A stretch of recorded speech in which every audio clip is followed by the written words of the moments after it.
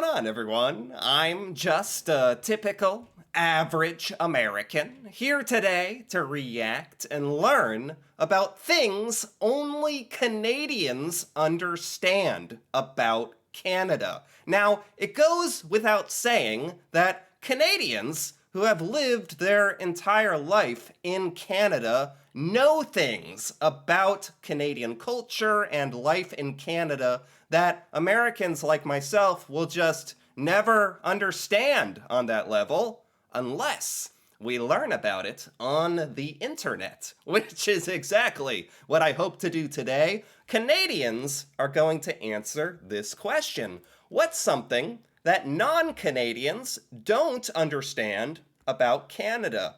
I'm non-Canadian. I don't understand things. I thought this was a really, really interesting question.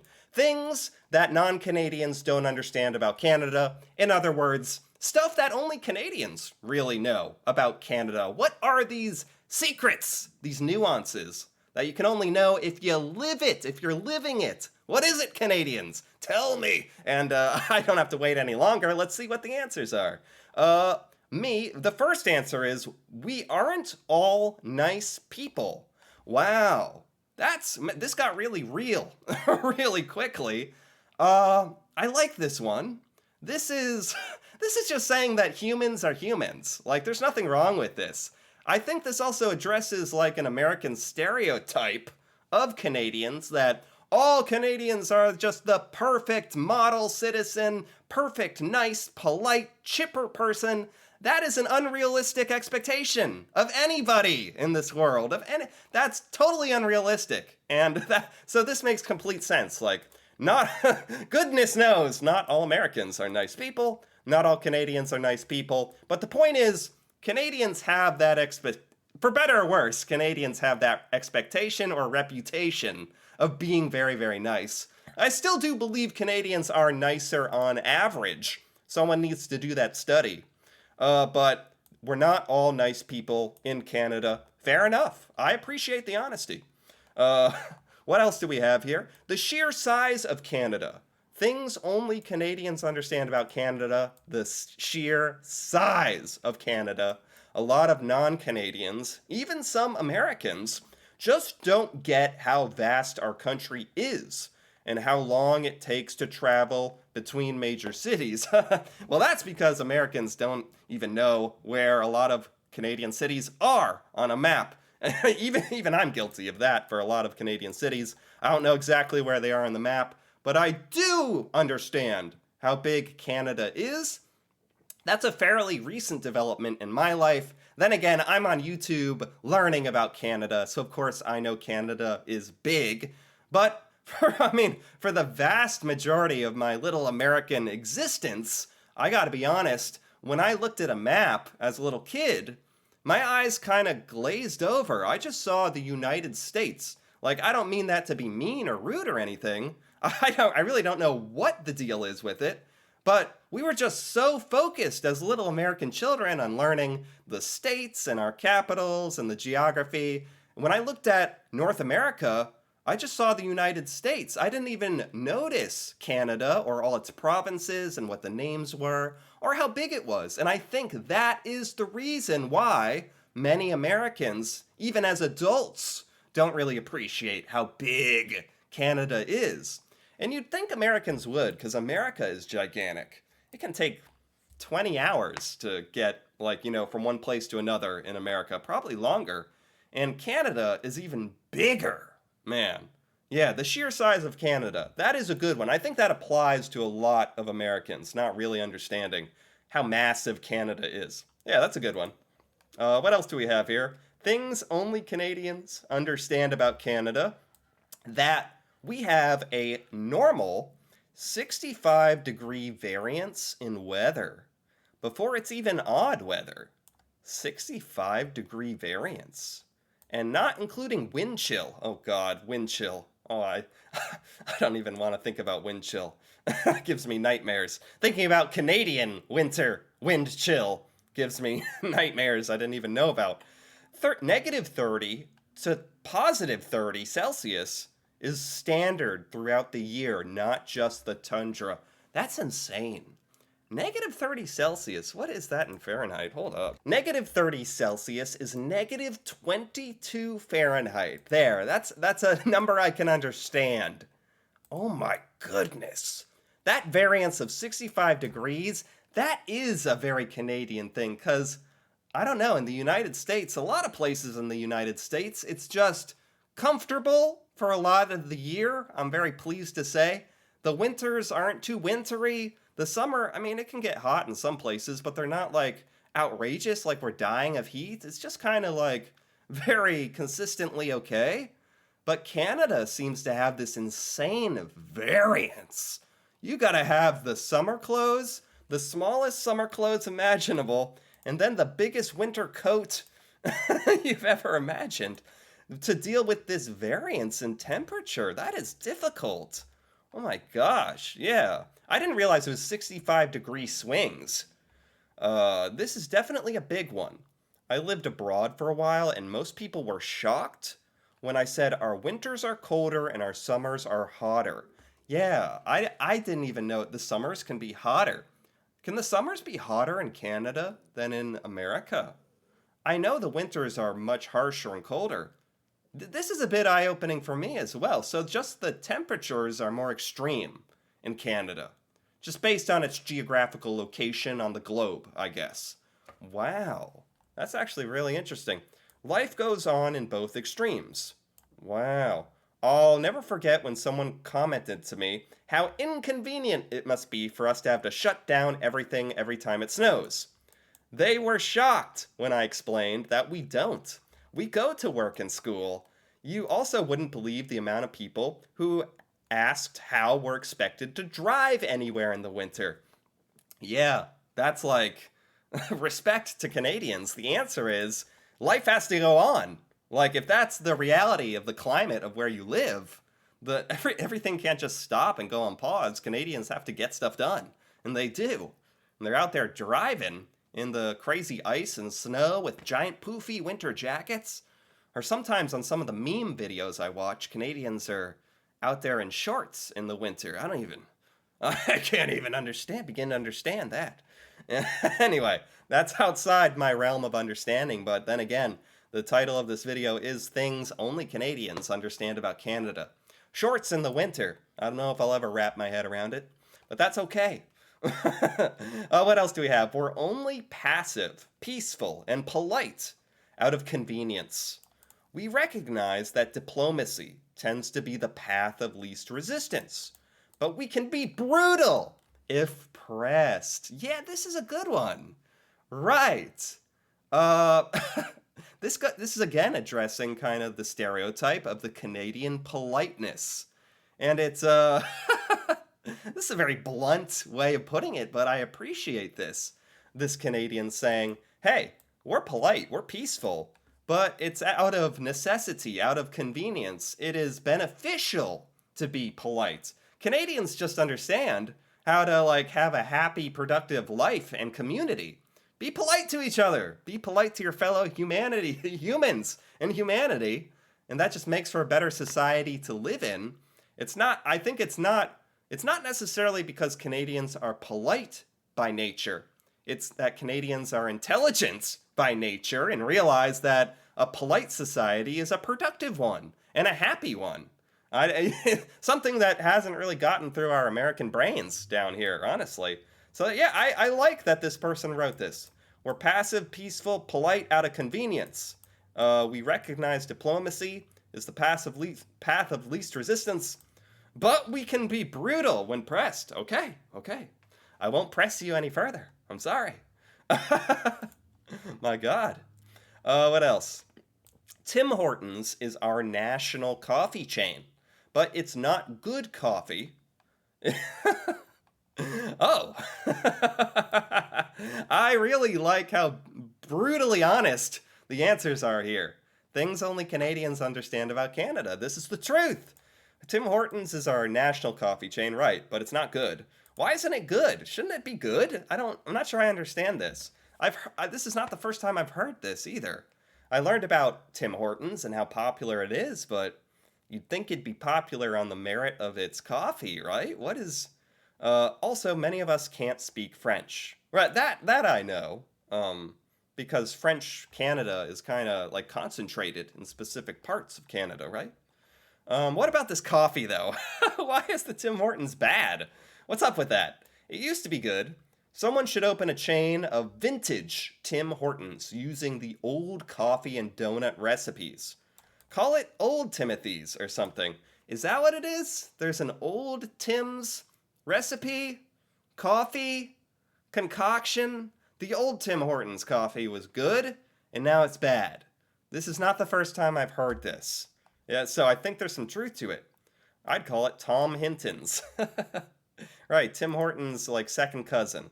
Let's go to Tom Hinton's. Wow. Okay, this is where you find just the truth. The cold hard truth. A lot of Canadians don't love Tim Hortons coffee. Originally when I heard about like how insanely common and popular Tim Hortons was in Canada, I assumed it's cuz it's like the best ever. But now it's like a lot of Canadians saying, "No, it's not like the best. It's just everywhere, so we have to get it." Is it that? What else? Things only Canadians understand about Canada. That you can't day trip from Toronto to Vancouver. Toronto, Ontario to Vancouver, British Columbia. Yeah, I wouldn't think you can day trip, but a lot of Americans don't know where Vancouver is. I didn't know where Vancouver was. Or Toronto. I've known where Toronto is for a while now. Vancouver, I learned about a couple months ago where that is. Oh, it's funny. So a lot of Americans don't know. How far are they, honestly? How far is the day trip? 40 hours? Wait a minute. It actually has you going through the United States. Is that the path of least resistance? Or is it because Google knows I'm in the United States? This has you going from Toronto through like all these American states to get to Vancouver. Is that the fastest way? And it's 40 hours by car. Yeah, that's literally impossible to do in a day. If I was wondering like can, is it possible like is it 20 hours? It's 40 hours. I didn't know it was 40 hours Toronto to Vancouver. Can you go through Canada? Is it fastest to go through North Dakota and Montana? I didn't know that. Okay, interesting. People abroad, especially Europe, don't grasp the concept that people drive 100 plus each way for commuting. That is to go from one side of the other takes as long as flying across the Atlantic. Canada is effing huge. So, like, flying across Canada can feel the same as flying across, like, to Europe or something. Right, that actually makes sense. 40 hours to drive. Oh my god. Yeah. And Europe is it's kind of wild because I didn't even realize, like, the UK, it's so small. You can, like, drive everywhere in the UK in a day. And I feel like Americans and Canadians can bond a little over how gigantic our countries are. Like, there's a lot to explore. It takes forever to get places. Okay, what else do we have here? Things only Canadians understand about Canada. These are very, very good so far. Very interesting. That we are not America. We are in North America. Yeah, I could see where this could be annoying. America is referring to the USA. I am not American. Yeah, I get this one. Honestly, I sympathize. This is something that, us Americans, we can't really relate to all that much because we are the United States of America. When people don't make this mistake when they talk about the United States. They say America, and we are like, yeah, that's us. But unfortunately, Canadians live in North America. So maybe people from around the world refer to Canada as America, meaning North America. But if they say America, that's a thing. That's us, Americans. And yeah, you get it. I totally understand. This would be very, very annoying if, like, as an American, someone was getting our name wrong, and it's not. It's kind of insulting because calling Canadians Americans, because Canadians are not Americans. They're Canadians, a whole different place, and Not to mention that I think a lot of Canadians take personal offense to being compared specifically to Americans. Canadians, particularly, are like, we are not Americans. Don't you dare call us that. That's the worst thing you could call us. And it's, I get it. I get it. I get it. I wish they'd call themselves United Statesers. Fine. Okay. I wouldn't mind it. Instead of taking the name associated with two continents as theirs. Honestly, I've never understood this. Like, I kind of agree. There's North America and South America, and we, the United States of America, we got to claim the name America for some reason. I guess I'm not complaining because we kind of got the good end of the stick. But South America and Canada and other parts of, of the countries, like, I could see where that could be very annoying. I'm trying to, like, empathize a bit here. As the, as us Americans who ended up with the name. I've never understood that myself. it's good to think about these things. It's interesting, actually. All right, more things only Canadians understand about Canada. That we actually have a lot of guns. We just keep them locked up so our toddlers don't shoot us with them. Oh my god. I mean, I have heard of stories like it's not even funny. Like, this is sad. Like, there definitely have been news stories in America of little children, toddlers, but also little children finding guns in their parents' like bedrooms or wherever they're hiding it, and shooting the parents by accident. I don't know if that's what they're referring to, but that has happened in America for sure. I've heard of that. But the point here is that it is very, very, very unknown to Americans. I agree with this, that Canadians have guns. According to this Canadian, Canadians have a lot of guns. They keep them locked up, so they actually prioritize safety. I know Canadians actually emphasize having a reasonable process to obtain a gun.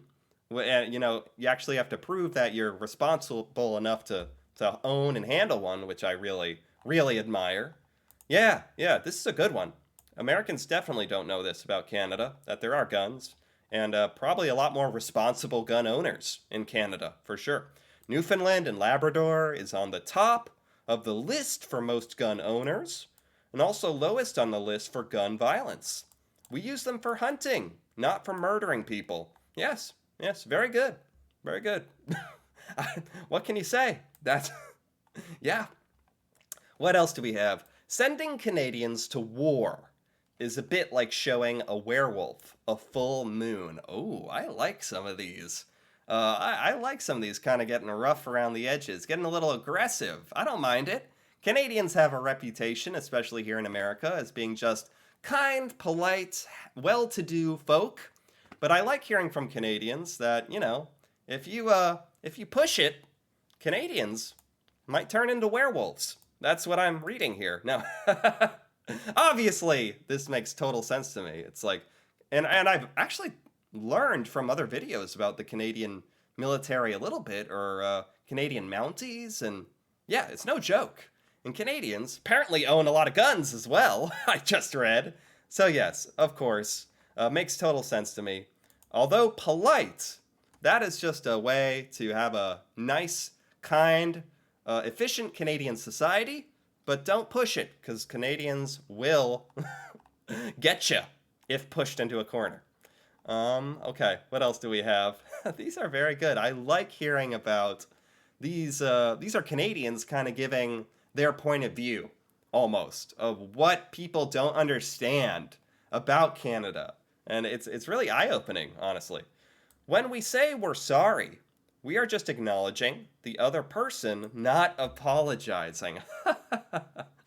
The passive aggressiveness. Yeah, I've heard that sorry can be used this way. It's not used this way in America at all. In Canada, sometimes you can say sorry even if you're bumped into, if someone does something wrong to you. In Canada, you might say sorry just to let the other person know, just to prompt them to, hey, buddy, you're supposed to say sorry. So go ahead. But the way you translate that is saying, oh, sorry, and then they say, oh, I'm so sorry, and then it's all good. In America, would never happen. if an American says sorry to you, something has gone terribly, terribly wrong, and the American has done something horrific and terrible to you and is genuinely sorry. We only say sorry when we totally have to, when we mean it. So that's definitely a bit different. Okay. What else? We don't say a boot. Oh my gosh. This is a good one. This is a very good one because I am guilty of thinking this as well. I thought for the longest time Canadians say a boot. A boot. What are you going on a boot? Out in a boot. Oot in a boot. That's the one. That's the stereotype one. Oot in a boot. Americans like trying to make fun of Canadians how they talk. I think maybe some areas of Canada you might get a boot, but most Canadians do not go full a boot, if I understand correctly. This is definitely something you have to be Canadian to truly understand the a boot. But I've learned enough about this. I think it's more of a boat, like a boat, like a ship. It's more of a boat. A boot? A boat? Is that? It's much more nuanced. It's much less than a boot. It's much less harsh, but it does exist. Don't get me wrong. It definitely is a little different. It does exist, but it's not nearly as harsh as Americans think. Americans think it's a boot, a boot. American, that is one of the biggest misnomers, I think, actually. That's a very good one. A moose is not just a big deer. It's a top-heavy, 1,500-pound animal that can be 6 to 7 feet tall. Moose are terrifying. Yeah, moose are not just a big deer. Although, at one point, I would have... That actually is kind of like a funnily accurate description. A big deer. But I'm wrong. No, I need to get that out of my mind. A moose is not just a big deer. They are terrifying. I did a video recently over moose encounters. And moose are terrifying. They're gigantic. They can do whatever they want. You're not going to tell a moose what to do. They will use your swimming pool if they feel like it. Believe me, I've seen it. I've literally seen video. All right, what else? Canada is so large that there's no cohesive national identity. Regionalism reigns supreme. I like this. This is very good. I can relate to this as an American. There's a lot of parallels here, especially when we're talking about the size of Canada. And America's very big as well. And there's no cohesive national American identity either. I totally like this one. Very relatable. America is just regional. And each state in America is almost like a different country sometimes. Like, oh my gosh.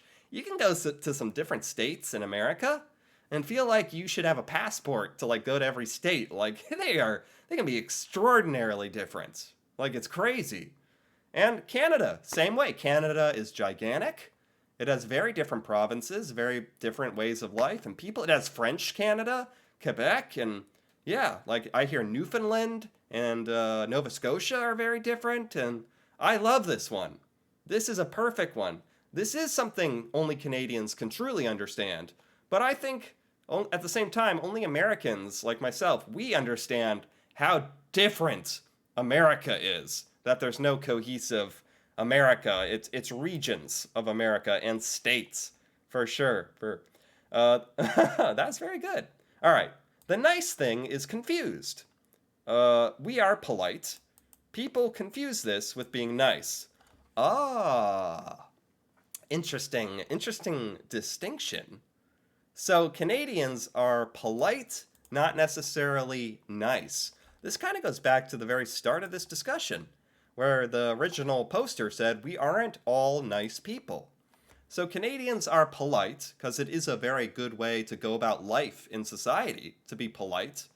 But that polite doesn't necessarily mean nice. Yes, because Americans definitely stereotype Canadians as being nice.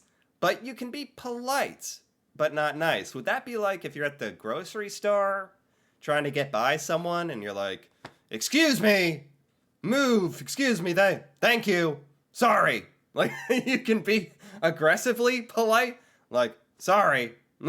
Like, you don't have to sound nice to be polite. Is that kind of what it is? Or it's kind of like that. Or I don't know, that's a funny one, but I gotta say overall, this topic was extraordinarily interesting and eye-opening. I really enjoyed hearing from Canadians about things that you really only experience living in Canada, these kind of points of view. So it was really cool that Canadians shared this so that I could kind of get a little glimpse into what Canadian life is really like. So I enjoyed this. Anyway, if you enjoyed this as well, feel free to give this video a like or leave a comment, perhaps with what you think are some things only Canadians really understand about Canada that Americans like myself might not know or understand. And if you're interested in more videos like this, me reacting to Canada and Canadian culture, feel free to subscribe for more. And until then, thanks for watching, and see you next time.